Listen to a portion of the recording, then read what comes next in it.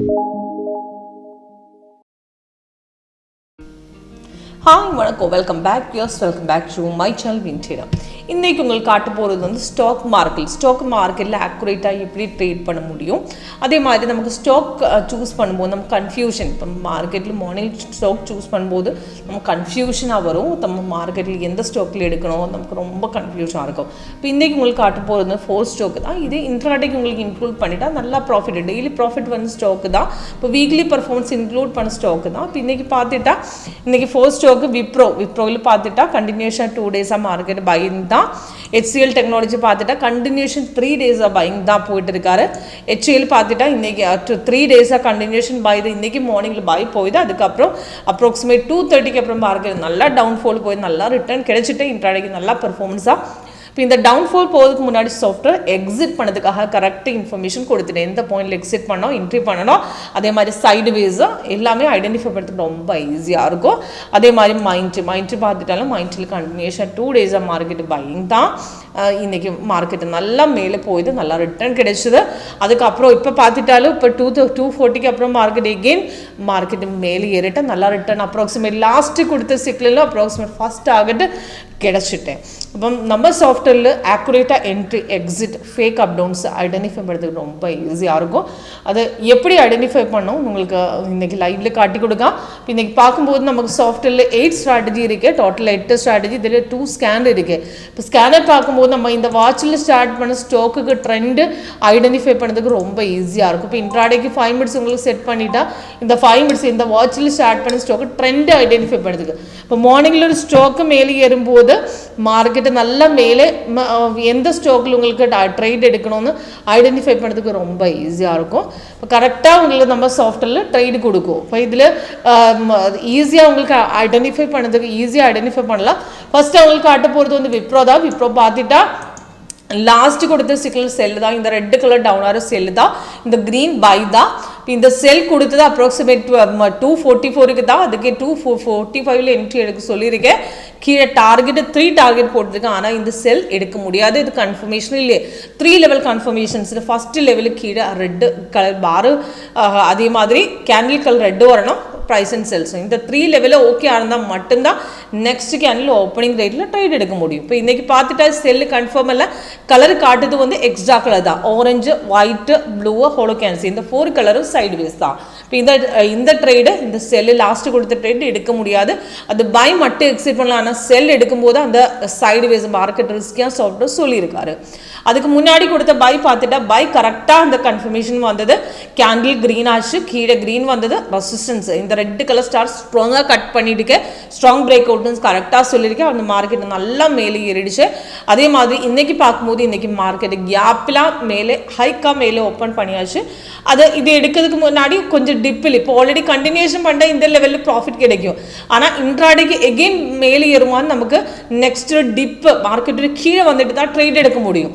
இப்போ நம்ம சாஃப்ட்வேர் பார்த்துட்டா இந்த கீழே க்ரீனாக இருந்த பையாக இருக்குது. ஆனால் கேண்டில் க்ரீனாக இருந்த பையாக இருக்குது. ஆனால் இந்த லைன் மார்க்கெட்டுக்கு ஸ்மால் அப் டவுன்ஸ் தான். இப்போ இந்த லைன் இப்படி கீழே வந்ததுக்கு அப்புறம் எகெயின் ஒரு பிரேக் அவுட் போயதுக்கு இந்த பாயிண்ட்டுக்கு ட்ரேட் எடுத்துக்கலாம்.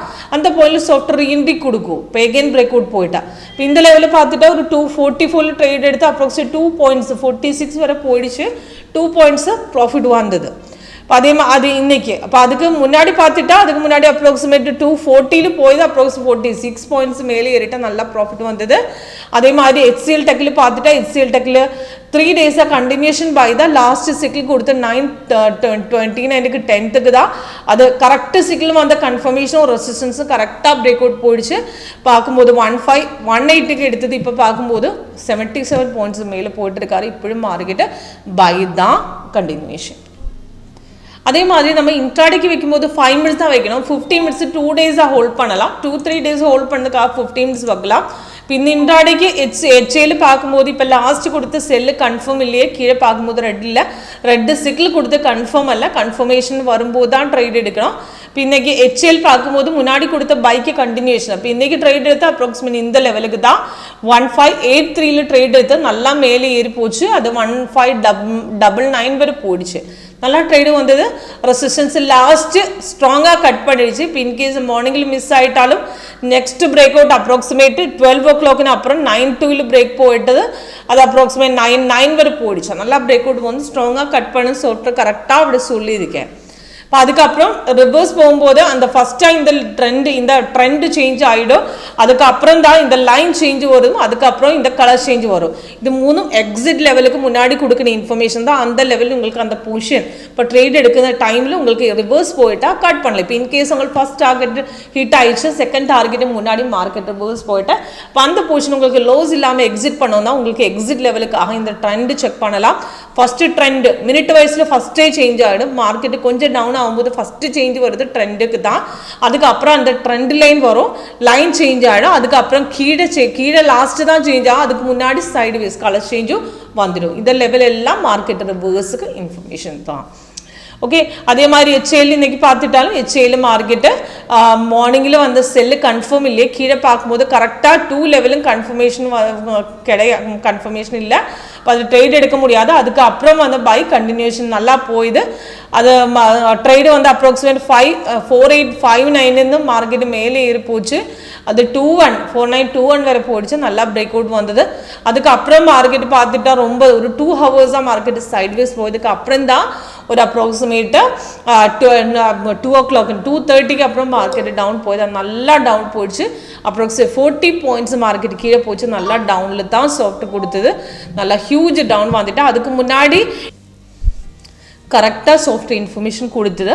இப்போ இதெல்லாம் உங்களுக்கு லைவ் மார்க்கெட் இப்போ சாஃப்ட்வேர் எப்படி ஒர்க் பண்ணுறது லைவ் மார்க்கெட் செக் பண்ணதுக்காக கால் பண்ணலாம், வாட்ஸ்அப் பண்ணலாம். கீழே டிஸ்கிரிப்ஷன் பாக்ஸில் நம்பர் கொடுத்துருக்கேன். அதுக்கப்புறம் பார்த்துட்டா மைண்ட்ரி நல்லா ஸ்டாக்கு தான். இன்ட்ராடேக்கு உங்களுக்கு போர்ஷனுக்காக செலக்ட் பண்ண ஸ்டாக்கு தான். மைண்ட்ரி பார்த்துட்டா 2 days கண்டினியூஷன் பை தான் போட்டிருக்காரு. இப்போ இன்றைக்கி பார்க்கும்போது கேப் அப்பில் ஓப்பன் பண்ணுது. அதுக்கப்புறம் மார்க்கெட்டு எகெயின் பிரேக் அவுட் ரெசிஸ்டன்ஸில் கட் பண்ணுது 5832 தான். அந்த டைமில் சாஃப்ட்வேர் ரீஎன்ட்ரி கொடுத்தது இந்த போர்ஷனில். அப்போ அது மார்க்கெட்டு நல்லா ரீஎன்ட்ரி கொடுத்துல ரெசிஸ்டன்ஸ் நெக்ஸ்ட் பிரேக் அவுட் போயிட்டா நம்ம ட்ரேடு நெக்ஸ்ட்டாக எடுத்துக்கலாம். அது நல்லா மேலே பேரி அப்ராக்சிமேட் 5922 வரை போயதுக்கு அப்புறம் தான் கீழே வந்துருக்கு. இப்போ இது கீழே பார்க்கும்போது சைட்வேஸ் செல்லு கன்ஃபார்ம் இல்லைன்னு சொல்லியிருக்கேன். சைட்வேஸ் தான் கொடுத்தது. அதுக்கப்புறம் போய் by approximate first target 13 points மேலே ஏறிட்டேன். ஓகே, இப்போ இதெல்லாம் லைவ் மார்க்கெட்டில் உங்களுக்கு செக் பண்ணிவிட்டு சாஃப்ட்வேர் எப்படி ஒர்க் பண்ணணும் உங்களுக்கு சொல்லி கொடுக்கும். இப்போ அது லைவ் மார்க்கெட் ஃபஸ்ட்டு உங்களுக்கு அட்டென்ட் பண்ணதுக்காக கால் பண்ணுங்க, வாட்ஸ்அப் பண்ணுங்க. கீழே டிஸ்கிரிப்ஷன் பாக்ஸில் நம்பர் கொடுத்துருக்காரு. Okay, thank you.